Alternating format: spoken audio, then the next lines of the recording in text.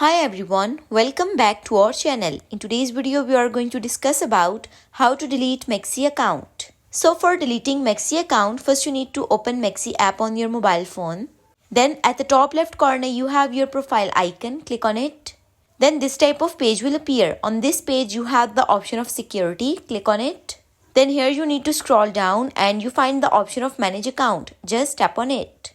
Then in manage MEXC account page, you have the button of delete account. Once you click on it, then this type of page will appear on your screen. On this page, you have to provide the reason that why you want to delete your account.